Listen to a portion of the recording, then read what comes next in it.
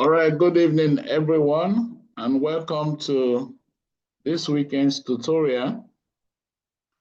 We'll be looking at another basic topic in anesthesia. And it's important for us to have a very good grasp of today's topic. And we'll be looking at neuromuscular blockers or neuromuscular blocking agents. That is our focus for this tutorial today. So before we continue, let's quickly attempt some of these multiple choice questions. Are we ready? Number one, which of the following neuromuscular blockers is most appropriate for rapid sequence reduction in a patient with suspected difficult airway? Can we get your answer?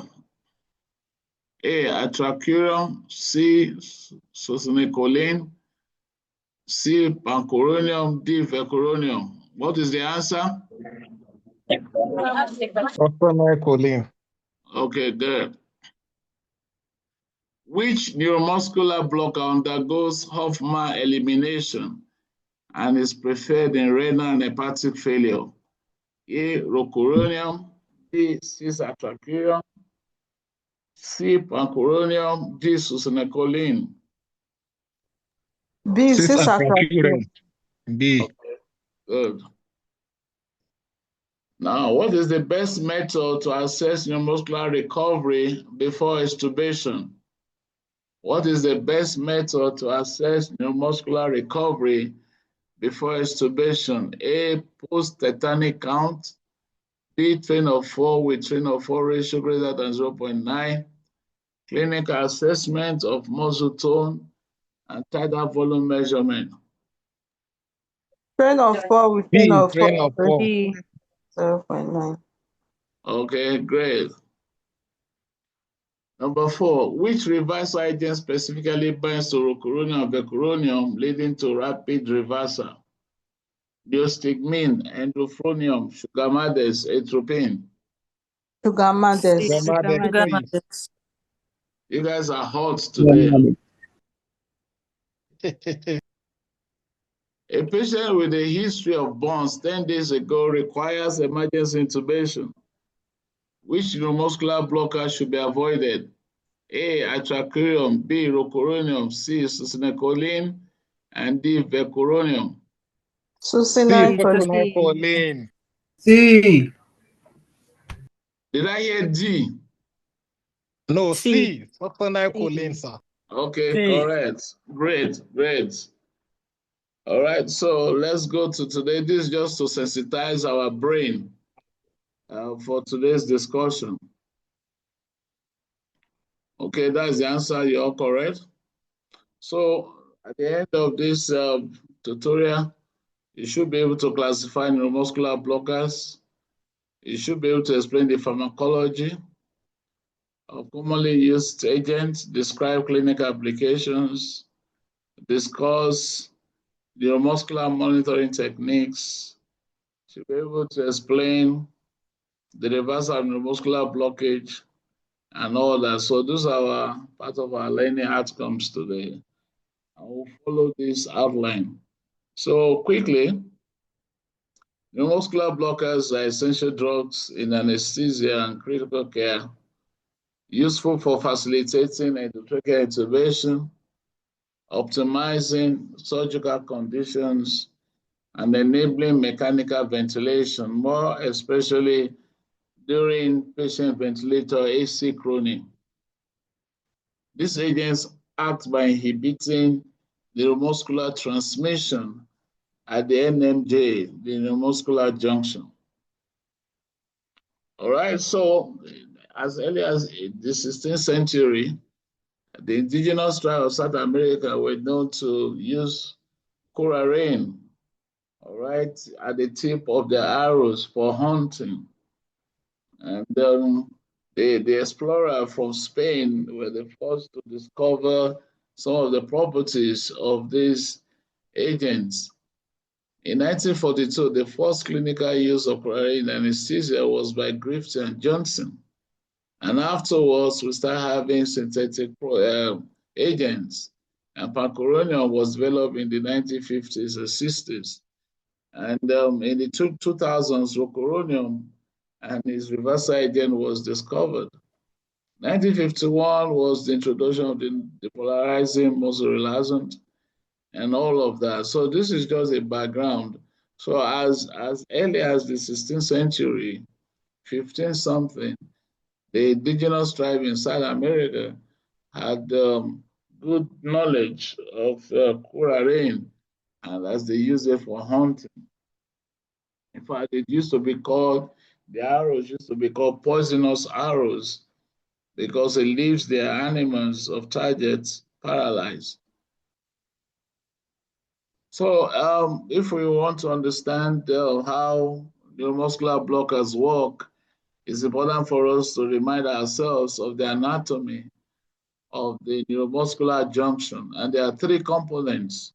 We have the motor nerve ending.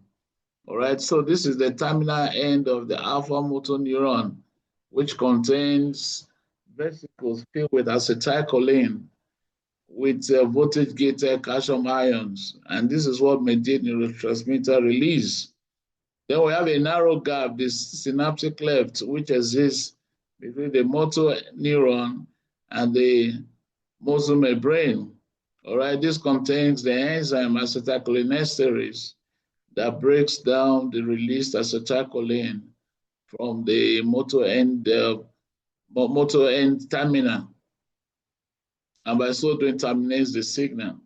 The motor end plate is at the end of the muscle end, and it contains nicotinic acetylcholine receptors.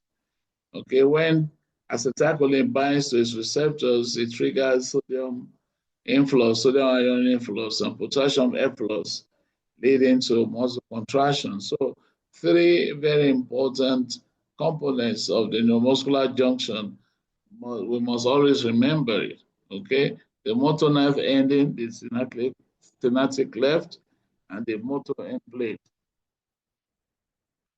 So this is just the diagram. This is the motor neuron ending.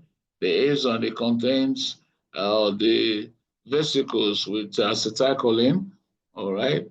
And during depolarization, there is exocytosis, which causes release of this acetylcholine from the vesicles, all right? This is the motor end plate, all right? And which contains the nicotinic acetylcholine receptors, all right? So the binding of acetylcholine to its receptors cause conformational changes, which leads to transmission of depolarization waves along the muscle fibers, leading to contraction, all right? So having understood the anatomy, we should look at how depolarization occurs. So after nerve stimulation or nerve impulses, there's arrival of action potential at the motor end, the motor neuron terminal. So this electrical impulse travels down the alpha motor neuron. Depolarization opens the voltage-gated calcium ions, and this leads to influx of calcium ion, okay, and release of acetylcholine from the vesicles. Once calcium ion enters the presynaptic terminal, there's triggering of acetylcholine release into the synaptic cleft. Once released, this acetylcholine binds to the two portions of the acetylcholine receptors, and these two portions must be bound before any depolarization can occur. So acetylcholine diffuses across the synaptic cleft and binds to nicotinic acetylcholine receptors. All right, two acetylcholine molecules must bind to activate the receptor because there are two ends of the receptor. So two acetylcholine must bind to the two ends of the receptor for any action potential to be generated. All right, so the nicotinic acetylcholine receptors open, which causes influx of sodium ion and efflux of potassium ion, and this is what generates the end plate potential. And if it's strong enough, this initiates the action potential in the muscle. So the action potential spreads through the T tubules of the muscle fibers, which cause release of calcium ions from the sarcoplasmic reticulum, leading to actin-myosin interaction and muscle contraction. Still remember some of our physiology. So at the end of this, acetylcholine is rapidly broken down by the acetylcholinesterase enzyme into choline and acetate. The choline is reabsorbed into the nerve terminal for resynthesis of acetylcholine.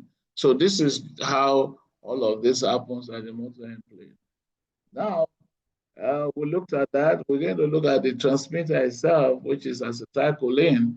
Okay, acetylcholine is synthesized in the cytoplasm, all right, from choline and acetylcholine via the activities of the enzyme choline acetyltransferase. All right, this acetylcholine is the primary excitatory neurotransmitter at the neuromuscular junction. This acetylcholine is stored in vesicles and they are released in quantum packets, all right, or about 10 to 20,000 acetylcholine molecules per vesicles. Know that at each depolarization, approximately 20% of these vesicles are easily mobilized for the release of acetylcholine into the synaptic cleft. So 20% of the stored acetylcholine in the vesicles are readily mobilized for each depolarization phase. Okay, so you see all this. This is release of acetylcholine, and these are the acetylcholine receptor at the motor end plate. And remember that I said that they have 2 points, and for any action potential to be generated, acetylcholine must bind to the 2 ends of the receptor, all right, before neurotransmission can occur. Okay, for us to know this is important as we continue. All right, there are 2 types of acetylcholine receptors, the nicotinic and the muscarinic. All right, the nicotinic acetylcholine receptors are ligand-guided ion channels, while the muscarinic are G-protein coupled receptors. The nicotinic acetylcholines are composed of 5, all right, 4 identical and 1 especially the gamma in fetuses, which is the immature part, okay? And this is why the neonates sometimes require high doses of your depolarizing agent, okay? Acetylcholine bind to both alpha subunit, okay, like I mentioned before, and this is required for activation to occur. The binding to muscarinic receptors, all right, play a role in parasympathetic regulation.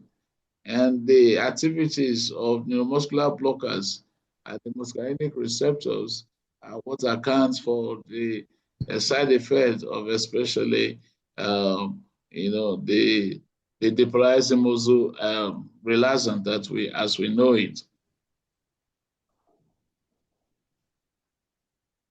Okay, so let's look at the classifications broadly. Neuromuscular blockers are divided into 2, the depolarizing and the non-depolarizing muscle relaxants. The depolarizing muscle relaxants are acetylcholine analog. Some people say that they fool the receptor, all right? Depolarizing muscle relaxant fool the receptor pretending to be acetylcholine. All right, so they are acetylcholine analog and they act as agonists at the nicotinic receptors of the motor end plate, and this leads to sustained depolarization. So there are 2 phases that can occur. We have the depolarization phase, which is what is known as the initial phase 1 block.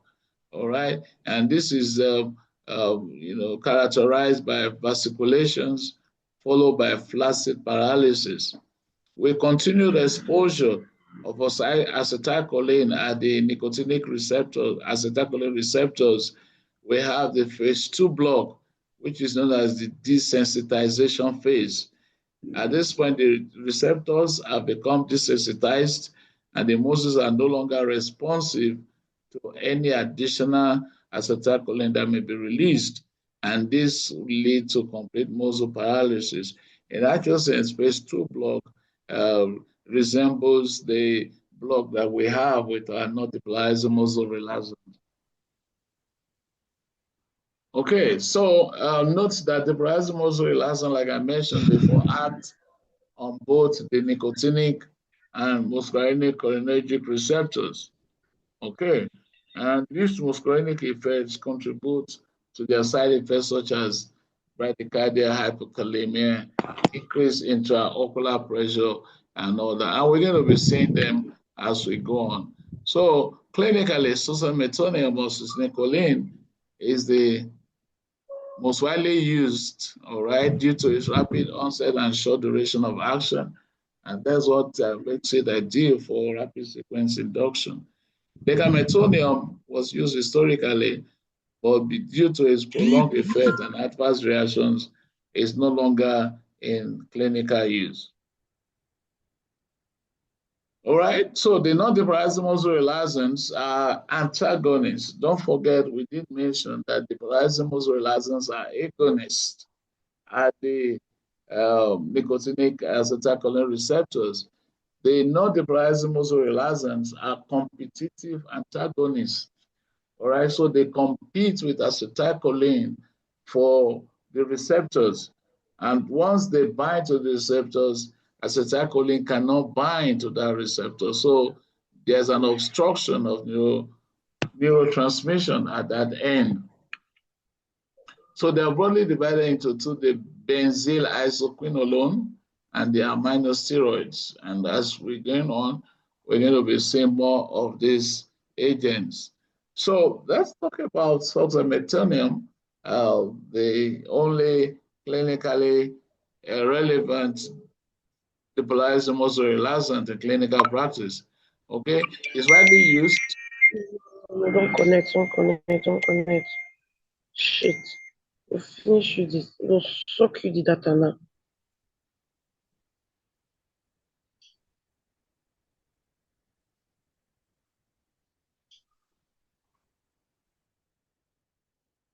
All right, so apologies for that break in transmission. Colleagues, please mute your mic, I beg you. Okay. I know sometimes it may be a mistake, but it is hazard. So suxamethonium is an acetylcholine analog, like I mentioned, and it binds to nicotinic acetylcholine receptors at the neuromuscular junction, causing prolonged depolarization and subsequent flaccid paralysis for the phase 1 block. All right, it has a very rapid onset of action, less than a minute, and duration of action less than 10 minutes. It's hydrolyzed by plasma cholinesterase, the acetylcholinesterase, also known as the pseudocholinesterase. All right, so this is the bottle on the right side of the slide. So we're going to dwell a lot on suxamethonium because for most of our center, that's what we have, okay, especially for rapid sequence induction. So as useful as suxamethonium is, it has numerous side effects, probably because due to its muscarinic activity.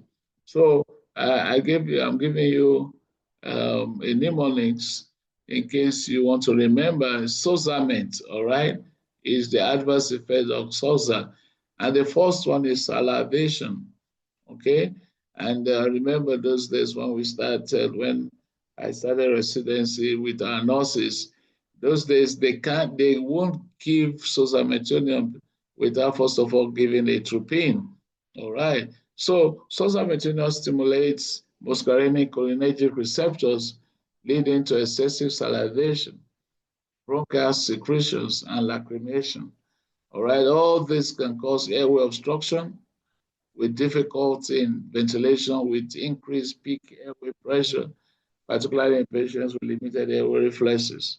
So how do you do this? Anticholinergic agents, atropine, like I mentioned, will help reduce this. So I remember very, very, very vividly, Lauren, then those nurses, my God, you dare not give salsa without first giving atropine. And one of the reasons is to dry off whatever secretions that may result from the side effect of salsa. So the next one is the excessive pressure, increased pressure. So suxamethonium can cause increased or raised intragastric pressure, raised intraocular pressure, and raised intracranial pressure.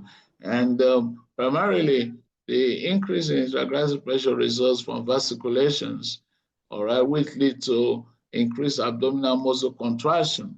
All right, this increases the risk of gastric regurgitation and aspiration, especially in patients with a full stomach. And these are the kind of patients we want salsa for because of its rapid onset of action. So what do? You apply your critical pressure, all right, about 10 newtons, all right, and pre-treatment with non-depolarizing muscle relaxant will help to reduce vasculations. We'll see some of them, in subsequent slide where we're going to be talking about how to mitigate the side effect of salsa. Okay, so salsa increases intraocular pressure by about 5 to 10 millimeters of mercury, and it lasts for about 10 minutes. All right, and this is secondary to extraocular muscle contraction and choroidal vascular dilatation. And the problem is, especially in open eye surgery, all right, there's risk of aqueous humor restriction, and sometimes you can have permanent sight loss from here. So, and that's the teaching. That's why you're told to avoid suxamethonium in penetrating eye injuries because of the risk of increased or raised intraocular pressure. All right. Vasculations and increased monitor can cause a transient rise or increase in ICP. All right. And especially this is worse for patients with traumatic brain injury and all those neurosurgical procedures where increase in ICP may be deleterious to the patient. So pre-treatment with a small dose of non-depolarizing muscle relaxant is also useful to mitigate this effect. Then salsa causes the ADS, arrhythmias, apnea, and anaphylaxis. All right, because salsa stimulates both nicotinic and muscarinic receptors. The muscarinic receptor stimulation will lead to bradycardia, especially with repeated dose. And colleagues, remember this, that even if you didn't give atropine for your first dose of suxamethonium, it's a must that when you are repeating suxamethonium, maybe you couldn't intubate the first one and you want to attempt again and you want to give suxamethonium, it's mandatory that you give atropine because of this effect, bradycardia, all right? And sometimes it can also cause ventricular arrhythmias in patients with electrolyte disturbances. So how do you deal with this? Pre-treatment with atropine or glycopyrrolate will help prevent bradycardia. Avoid multiple doses of suxamethonium, all right? Because we've had cases where a patient went into asystole cardiac arrest from a second dose of suxamethonium. Then we have apnea, what we know as this choline apnea. I'm sure you must have heard about it before. So this is usually common in patients with pseudocholinesterase deficiency, all right, where the metabolism of salsa is prolonged, and this can lead to extended paralysis and apnea. So in such patients that have prolonged apnea after administration of salsa, you want to quickly check for the levels of pseudocholinesterase in the blood, all right? While you are doing that, you continue to provide full ventilation for this patient until normal neuromuscular function returns. Anaphylaxis, all right? Suxamethonium is a leading trigger of anaphylaxis among anesthetic drugs because it causes systemic release, and this can lead to hypotension, bronchospasm. All right. So when you notice anaphylaxis after administration of suxamethonium, you want to stop it immediately. And you want to start to treat with adrenaline, IV fluid, and antihistamine. And sometimes corticosteroid, especially dexamethasone, will be helpful.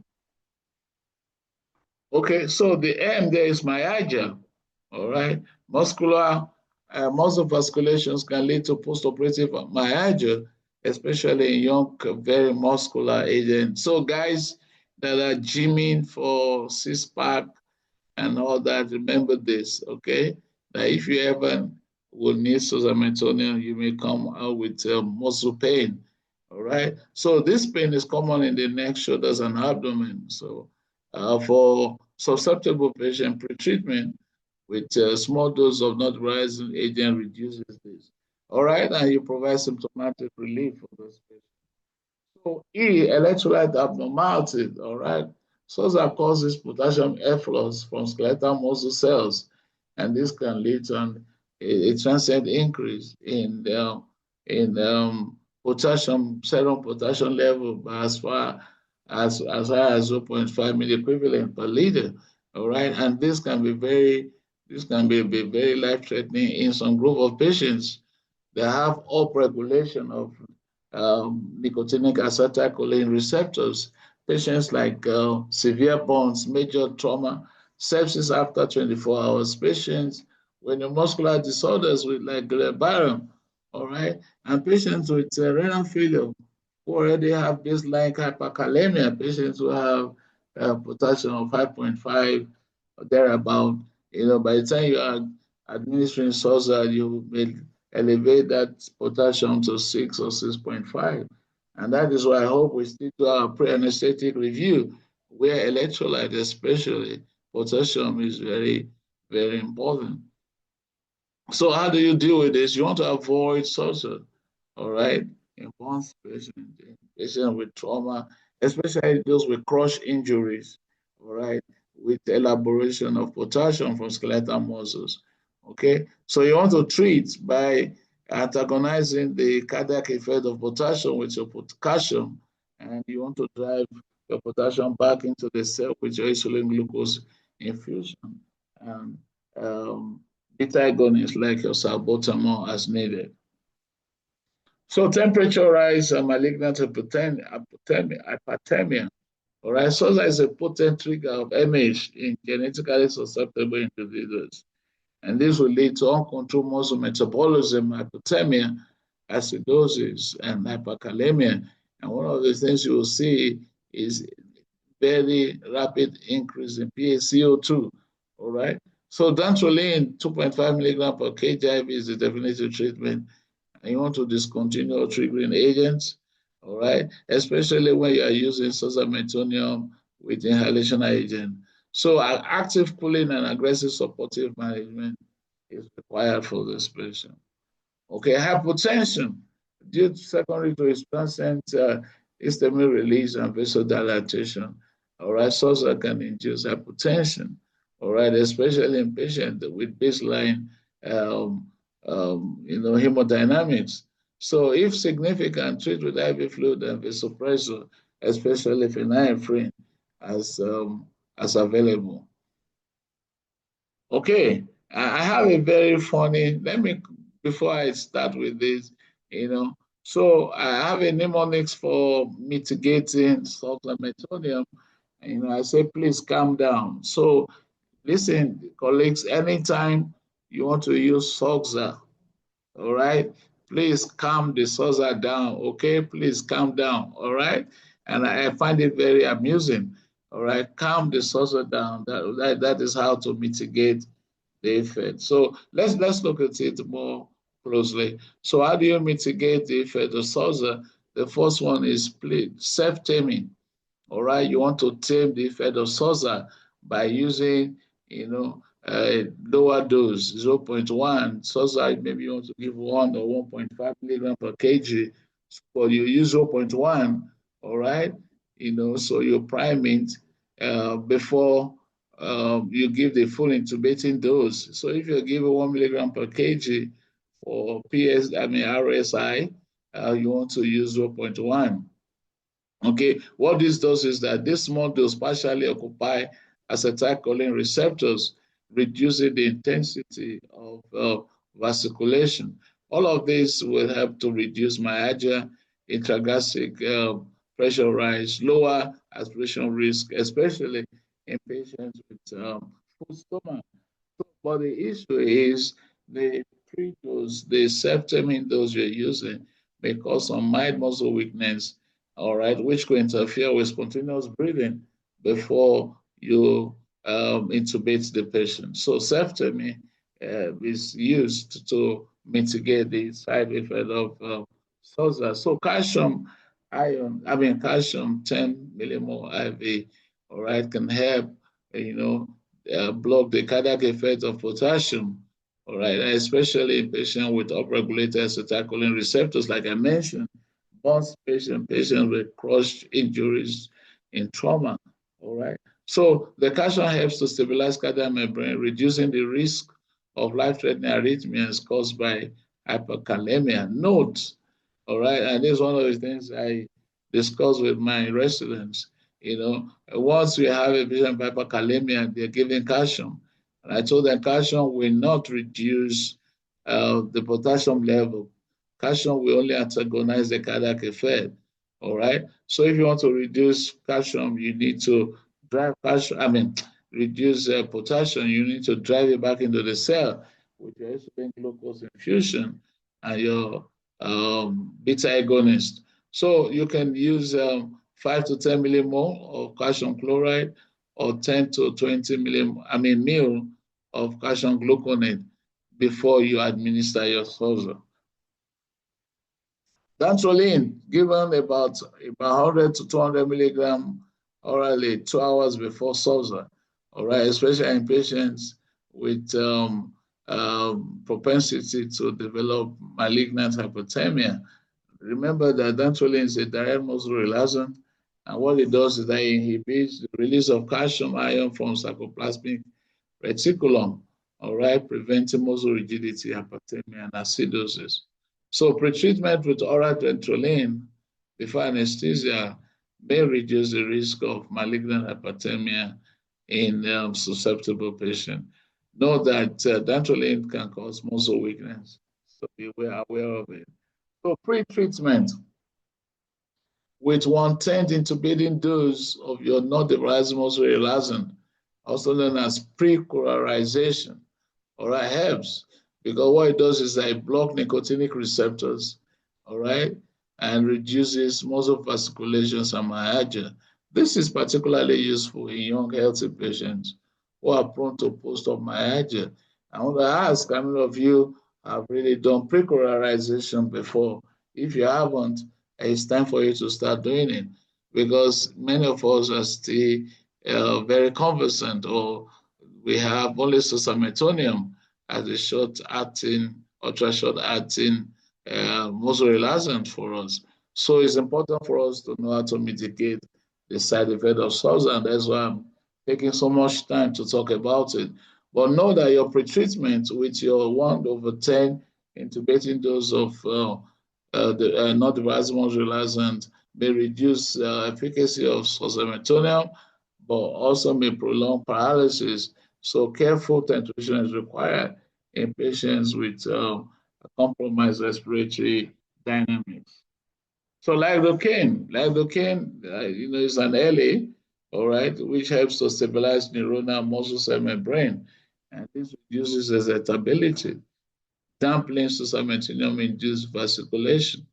But know that it also has an analgesic and anti-inflammatory effect. And for those of us who, especially for patients with very reactive airways, patients with bronchospasm and coughing. And don't forget also that it's also useful, all right, to reduce the pressor effects of laryngoscopy and intubation. So lidocaine comes in handy here, but high doses may cause hypotension, bradycardia, or it may even lead to CNS effect. So yeah, this is where I've been coming to. So anytime you're going to use SOSA from now on, please calm the guy down, okay? So tell SOSA, please calm down. How do you do that? Pre-treatment, pre-colorization. give lidocaine, tame the SOSA itself, calcium dantrolene. The use of dantrolene, all right, is only for patients who are susceptible to MH. Well, all the other one, sometimes, there's this very risky questions they used to ask, and I'm sure that you still find it in your exams, and when you're asked to discuss your anesthetic management for a patient, a trauma patient with a penetrating eye injury, all right, is coming for emergency, surgical intervention. And the question is, what will you do? How will you induce this patient? Some people will say, save lives, save before the eye. So instead of using your non-depolarizing muscle relaxant, some people will say, I'll use salsa because if the patient regurgitates and aspirates, that may prolong the patient and harm the patient more. But if there's vitreous or aqueous humor extrusion, vitreous extrusion, we may lose the eye but save the patient. But why don't you mitigate the side effect of salsa in such cases and save both the eye and the life of the patient? So that is why it's important for us to familiarize ourselves with how to mitigate the side effect of salsa. All right. We remember that we did say that pseudocholinesterase or acetylcholinesterase enzyme is responsible for hydrolyzing suxamethonium.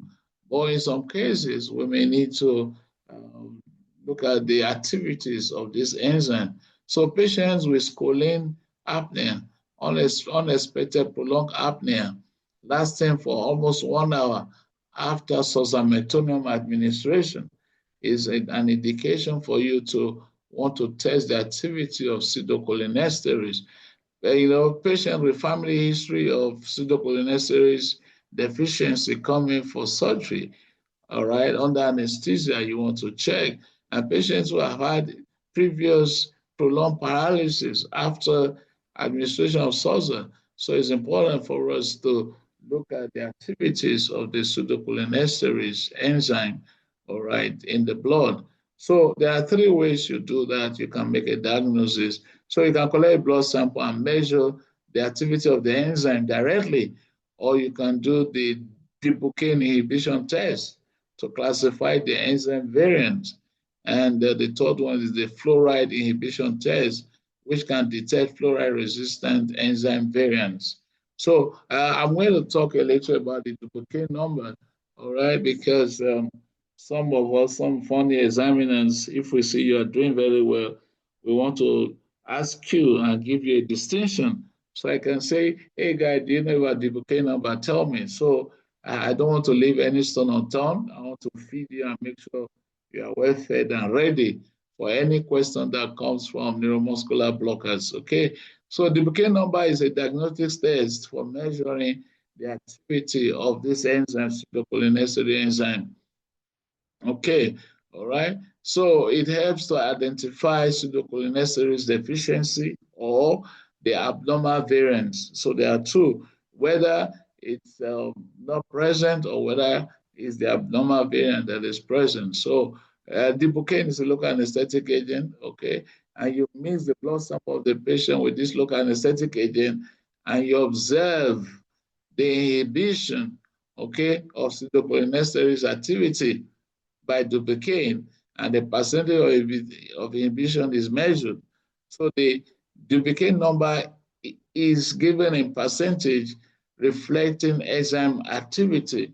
And we're going to just look at them. So normal Duplicane number is about 80 to 85%. So if Duplicane is able to inhibit the enzyme up to 80 to 85%, it shows that there's normal enzyme activity, all right? But if the inhibition is about between 50 to 60, it shows there's heterozygous atypical variant of the enzyme, all right? And this can lead to moderate prolongation of paralysis for the patient. But if you have just 20 to 30% of enzyme activity being inhibited by Dibocaine, you have the homozygous atypical variant. And in this patient, you want to avoid suxamethonium altogether because the use of suxamethonium will lead to severe prolonged paralysis. Okay, so what are the clinical implications? Low duplicate number leads to prolonged paralysis after SOSA, so you want to avoid it and use alternative like rocuronium as we go on. Okay, so we talk about the non-depolarizing muscle relaxants. All right, we did talk about there are two types in terms of chemical formation, the benzoisoquinolone and the aminosteroids. But we can also classify them on the basis of their onset of actions and duration of action, rather. So we have the short-acting ones, which example is the bivacurium, intermediate acting, the rocuronium, vecuronium, atrocurium, and cisatrocurium.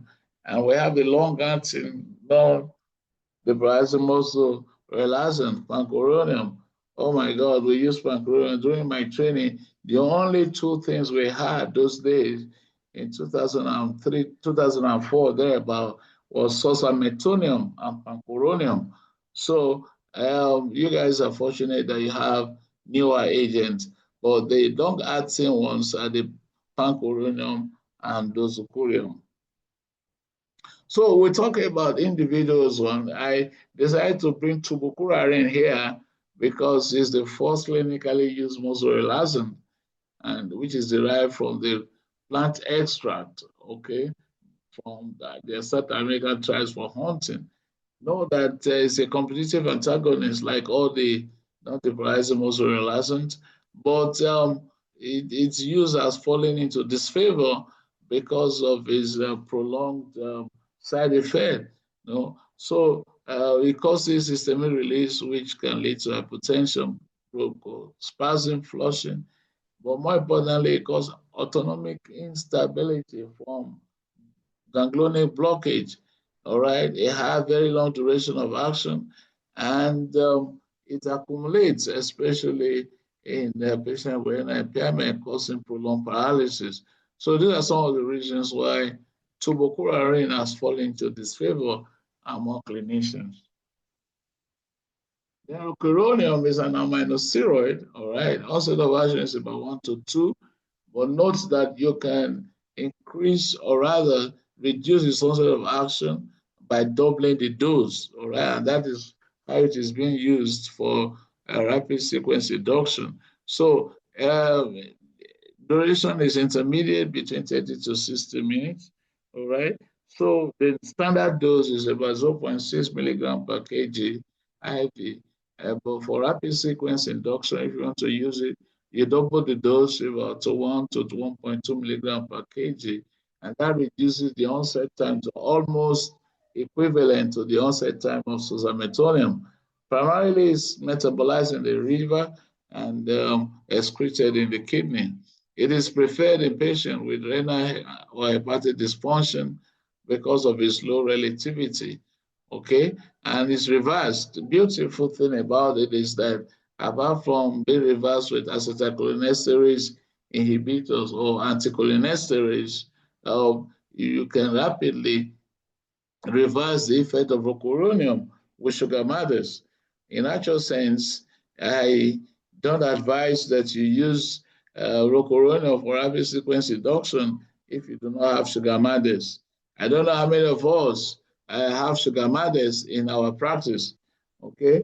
But I do know that in some places, in Namibia, we used to have sugar mothers. So for rapid sequence induction, I advise, I counsel that don't use rocuronium unless you have sugar mothers. But you can use it for normal muscle relaxation, all right? And you reverse with your anticholinesterase and your anticholinergic. But for rapid sequence induction, make sure you have your sugar mothers before, because sometimes you want to do rapid sequence induction and you are not able to intubate. The beauty of it is that you don't wait for ester hydrolysis with your pseudocholinesterase. You can just quickly reverse the effect of rocuronium with sugar mothers. So vecuronium is an amino steroid, all right, with a moderate onset of action, all right, and Reversa is with acetylcholinesterase inhibitors or sugamades. So actually, sugamades is specific for both rocuronium and vecuronium. Or alpacuronium, my guy that I started residency with. It's an amino steroid, very slow onset of action, all right? And sometimes we have actually attempted to do modified rapid sequence induction with pancuronium. Oh, what a risk we used to take those days. But we didn't have an option because those were the two available agents we had. All right. So useful in cases where prolonged muscle relaxation is needed. All right. For your surgery that is lasting more than 2 hours, for instance, about 2 hours, instead of repeating muscle relaxants, you use pancuronium. I don't know how many of us, I've not seen pancuronium used in many places, but I don't know how many of us still use pancuronium in our center. Know that one of the significant effects is that it has a significant vagolytic effects, which can cause tachycardia. All right, requires acetylcholinesterase inhibitors for reversal. All right, sugar mothers will not work for this guy here. So the hydrochlorium is a benzodiazepine, all right. Moderate onset of action between 2 to 3 minutes. And the very important thing about hydrochlorium is that it undergoes what we know as the Hoffman elimination and ester hydrolysis, all right? And this is why it's very useful because it does not depend on liver or renal excretion or metabolism. So patients with liver or renal failure, you want to use hydrochlorium. In some places, hydrochlorium is just the go-to drug for most of muscle relaxation purposes. But don't forget that hydrochlorium can cause histamine release, leading to hypertension and bronchospasm. All right, usually reversed by anticholinesterase. All right. And when you talk about Hoffman elimination or degradation in the next slide, so that you can be fully aware of all of it. So cis-hydrochlorium, the sister, I call it the sister of hydrochlorium, all right, is a benzoyl also, okay? They're almost similar, mechanism of action, similar chemistry. But the important thing is that it has fewer side effects compared to hydrochlorium with less histamine release. Okay, so it still undergoes Hoffman elimination, so it's independent of liver and kidney function. So it's very useful for patients with this organ failure.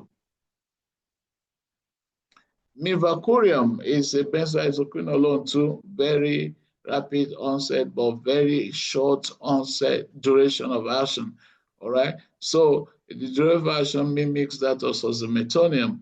All right, so it's suitable for short procedure.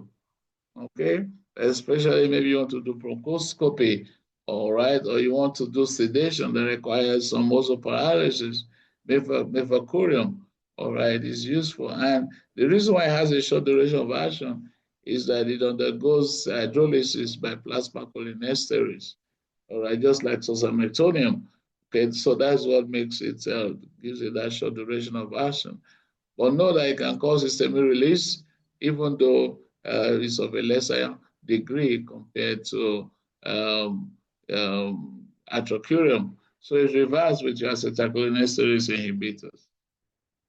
Quickly, let's talk about Hoffman elimination, right? I could ask you, all right, tell me a little, what do you know about Hoffman elimination? So I won't ask you what I've not taught you. So that's why I'm taking time to go through all this. So Hoffman elimination is a non-enzymatic metabolism pathway, all right? There's spontaneous degradation of drugs like hydrochlorium, cis-hydrochlorium, all right, at physiological pH and at physiological temperature. Okay, so hydrochlorium and cis-hydrochlorium undergo Hoffman elimination, making them suitable for patients with hepatic or renal failure. But note that the breakdown of hydrochlorium produces a toxic metabolite, ladonicin, which can cause CNS excitation and seizures, okay? But this effect is less with cisatracuril. So if you have an option, I'd rather advise instead of going through for atracuril, you want to go for a sister, I call it sister, cisatracuril. Okay, so know that as anesthetists and critical care practitioners, we deal with a lot of drugs. So just remember that there are a lot of interactions with muscular blocking agents, muscular blockers. So antibiotics like your aminoglycoside, for instance, your gentamicin, all right, and your amikacin, all right, they interact with your what's it called, your muscle relaxants.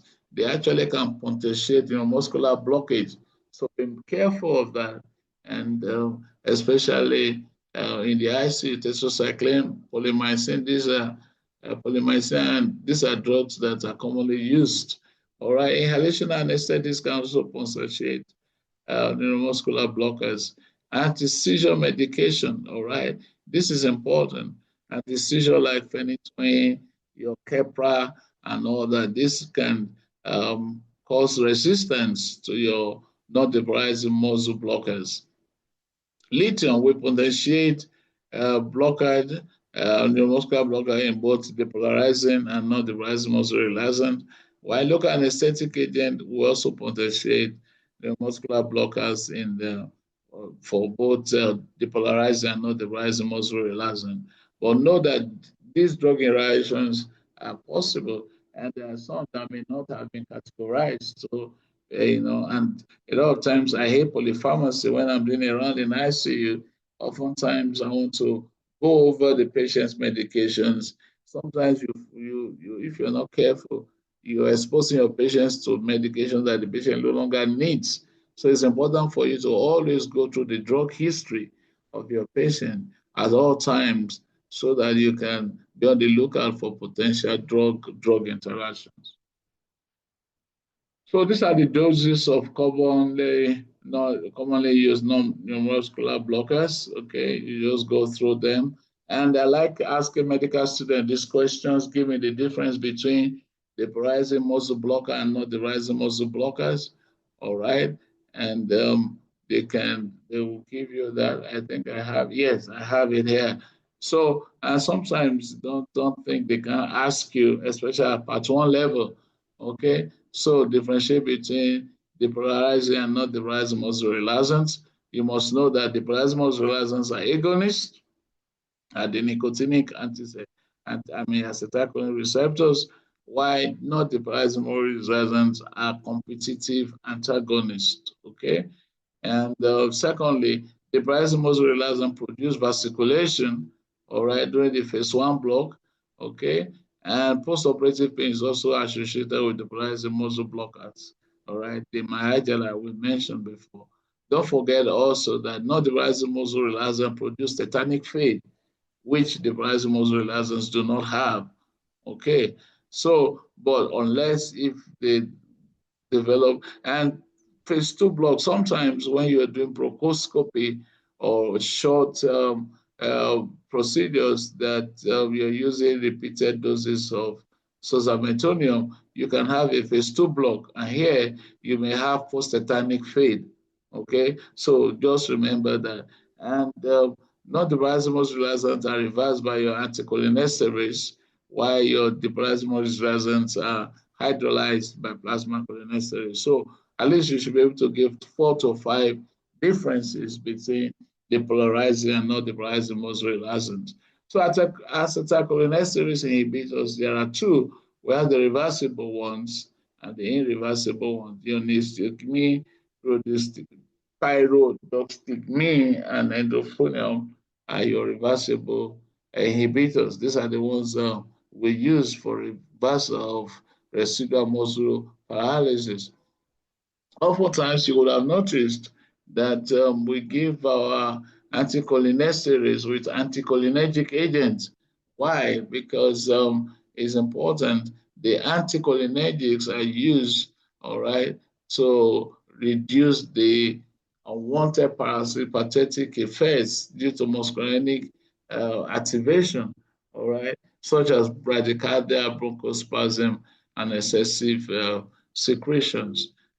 Questions may arise, which one will you prefer, glycopyrrolate or atropine? But what matters here now is that these agents are co-administered with anticholinesterase to counteract this muscarinic side effect. All right, so we all know this ones, okay?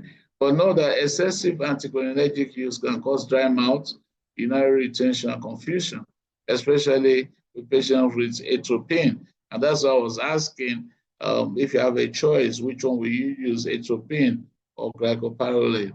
This is sugammadex, all right? It's a selective reversal agent for vecuronium and rocuronium. And how does it work? It encapsulates the rocuronium and vecuronium molecules, forming a stable complex, effectively neutralizing the agent. So this leads to rapid recovery of neuromuscular function. Okay, advantages are here. And okay, neuromuscular monitoring. Oh my God, it's almost 1 hour. It's so much to talk about, okay? I can't finish this again today. The muscular monitoring can be measured through your clinical methods. When we started residency, we didn't have peripheral nerve stimulators. So all we depended on was clinical methods. Sustained head lift for 5 seconds, sustained leg lift for 5 seconds, sustained or firm hand grip for 5 seconds, sustained eye opening. These are sustained. The reason I use the word sustained here, transient head lift, all right, may not be purposeful, and you shouldn't confuse it with recovery of neuromuscular transmission or reversal of neuromuscular blockade. So sustained tongue protrusion, all right. I hope we still do this in our clinical practice. Then we have the electrical methods that involve the use of peripheral nerve stimulator. And we have the 3 nerves that we usually stimulate, the ulnar, facial, and posterior tibial nerve. I just remember the face and leg, okay? And that helps. By the time you get this, you will go through this. Oh my God, so much. Okay, so beautifully, let's quickly talk about case-based scenarios. So I want volunteers to quickly discuss. I have about 2 or 3 case-based scenarios, all right, to discuss. So this first case-based scenario is assessing your knowledge of clinical practice of rapid sequence induction in a trauma patient. So it's a 5-year-old male patient is brought to the emergency department after being involved in a road traffic accident. It has multiple rib fractures, and GCS is a 7/15 and is in respiratory distress. You need to secure the airway, isn't it? Because the GCS is low, and you decide to perform a rapid sequence induction because this patient most likely have a full stomach. So the question is, which neuromuscular blocker will you use and why? And how will you monitor neuromuscular function post-intubation? Anybody, quickly. Anybody want to try?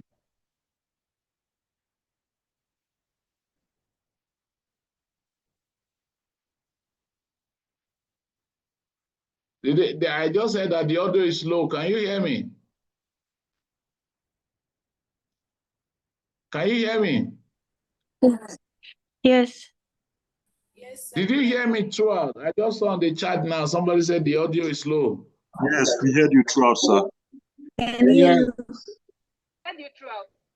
Okay, great. Thank you. Now, quickly, so who is going to answer this question? Quickly.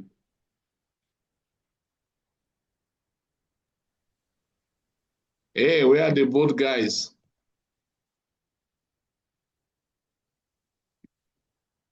If nobody is attempting, I'm going to the second one.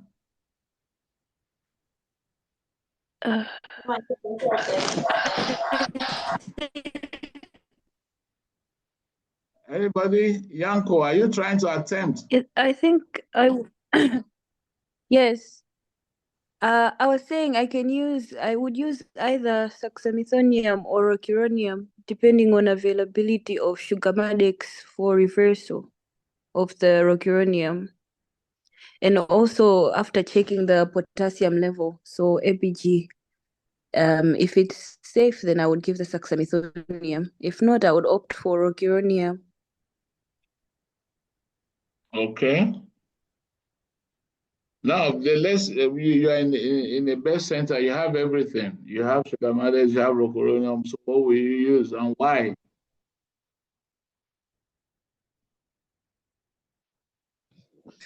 Yanko, you are still on the Like I hot said, seat. it would depend. Hello? I can hear you. Yes. Yes. So, depending on the level of injury, these are patients that are sometimes at risk of, especially if it's a crash injury, so they're at risk of hyperkalemia. Yes. So I would opt for Rocuronium because I'll run away from the risk of hyperkalemia. All right. So what will hyperkalemia do there? Sorry? So why are you running away why are you running Hello? away from SOSA because of hyperkalemia? Yes, because if hyperkalemia will give me ventricular arrhythmias. Yes, So but I would want to stay away. okay, let's assume that you are in a district hospital, you don't have Rocuronium. What will you do to the SOSA? That's why I spend a lot of time talking about SOSA here. You have only SOSA Okay, with you. if I only have Saxa, then I'll give a small dose first. A small dose first, and then I only have Saxa. Yes. So what is the small dose? Otherwise, What I'll do you give mean by it? yeah. Are you going to tell the nurse, please prepare me a small dose? What is the small dose and what are you trying to achieve? So 0.1. I'll give 0.1 milligrams per kilo as a small dose, and then and then give the full dose later. Okay, how many minutes apart?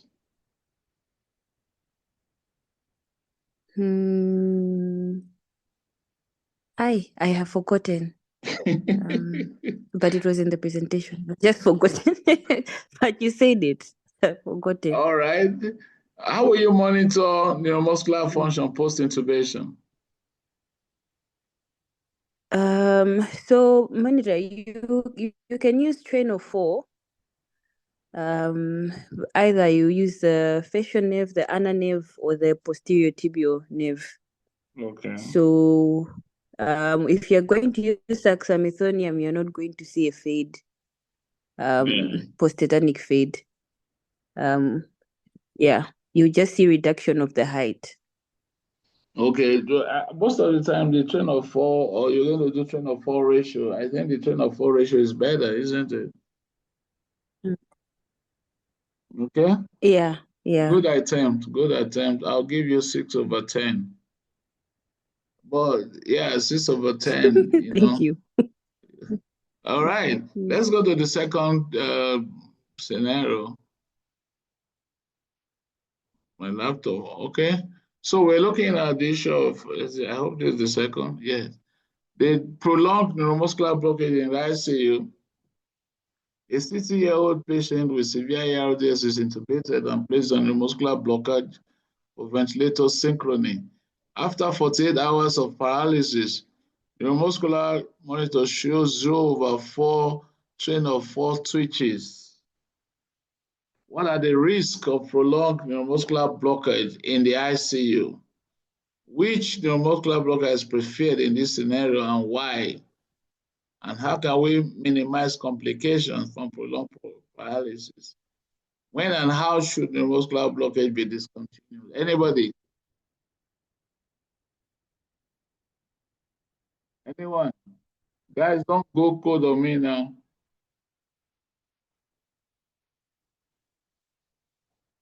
Anyone?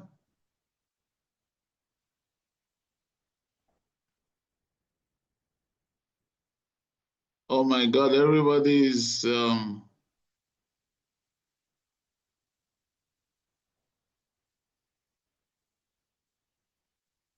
Tanko, you are the only one. Nobody's coming up. Are you going to try this one again? Yanko? Yes.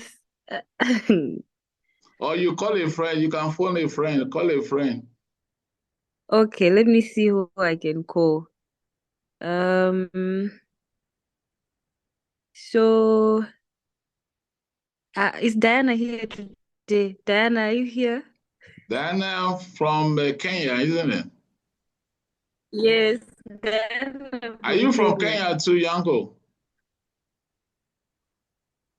No, I'm from Malawi. Okay.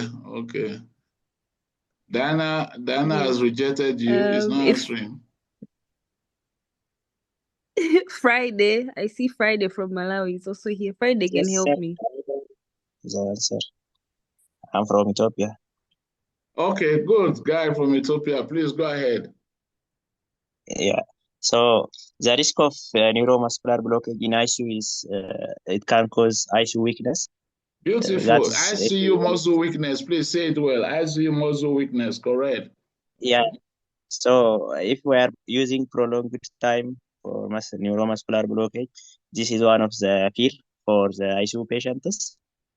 When we come to preferred neuromuscular blockers in ICU, atrakurem and acetylkurem, because they undergo an non-organ dependent metabolism, which is Hoffman metabolism, so that they are the preferred drugs, because most of ICU patients are one or other way they will have organ failure. Yeah. So we use this drug preferably. So for the third question, how can we minimize complication from prolonged paralysis? So we need to limit the time. Most of the time we should use only for 48 hours or less than 48 hours for the facilitation of the ventilation for shorter time. And when should neuromuscular blockage be discontinued? I have said, like, it should be not used more than 48 hours. Yeah. Beautiful answer. I'm not satisfied with the last answer. Apart from the duration, apart from the time, what again? We need to monitor your neuromuscular function, isn't it? Yes, that's right. Either clinically or with peripheral nerve stimulator, we can just follow the response of the patient, and at any time if you need, we can stop. Beautiful. Good. I'll give you 7/10. Good answer. Good try. Thank you, sir. Okay, let's see the third one if we still have time. Oh my God. What happened?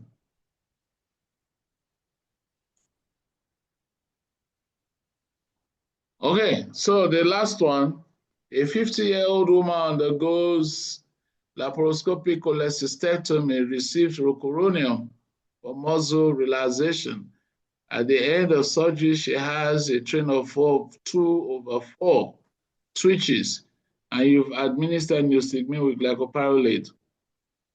Why are you giving glycopyrrolate with neostigmine? One, what TOF ratio is considered safe for extubation? What would be a better choice for reversal and why? Anybody? This one is simpler. Where are the guys from Nigeria? Okay, Paula from Nigeria. Okay, thanks for saving our face.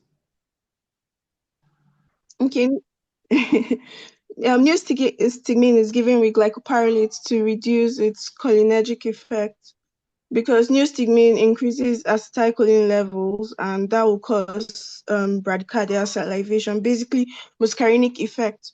So glycopyrrolate will, and in layman term, antagonize those effects.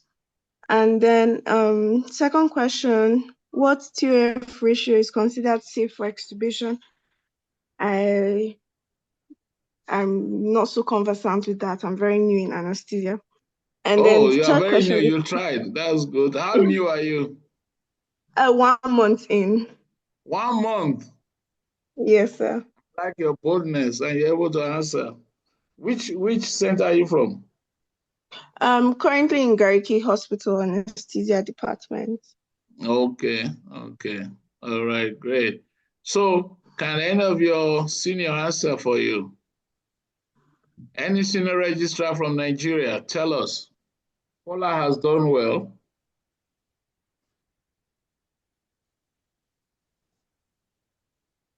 Good evening, sir. So, sir, My can name I is attempt? Okay, Esther Modi. All right. Where are you from? Okay, all right. I'm currently in Lutz. I'm a junior registrar in Lutz. Okay, great. Okay, so I said the train of 4 ratio that is considered safe for extubation is train of 4 of 9. Okay. 10/4 ratio 0.9. Okay, 9 correct. over 10, yes. So that's considered safe for extubation. Okay, correct. I agree with you. So what would be a better choice for reversal and why? Suxamethonium, and that's Okay. because Go ahead. Is that still Paula? okay, yes, it's Suxamethonium, and that's because it binds to rhonium and basically binds to rhonium and then inhibits the effect of Have the you seen neuromuscular Suxamethonium blockade. before, Paula? No, I haven't. Okay.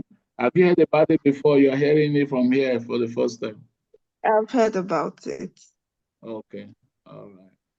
Great. So well done. Paula and Esther, I'll give you people 6.5 over 10. The guy from Ethiopia got the highest today, so we clap for the Ethiopian troop. Okay. And who did I give 6 to? Yanko. Okay. Why did I give you 6? Yes. You gave me 6. Why? I can't remember why I gave you 6. I'm not sure. Okay, it's fine. It's fine. Yes. I think there was you gave me a lot of clues. Yeah, yeah. All right. I think we've come to the end of today.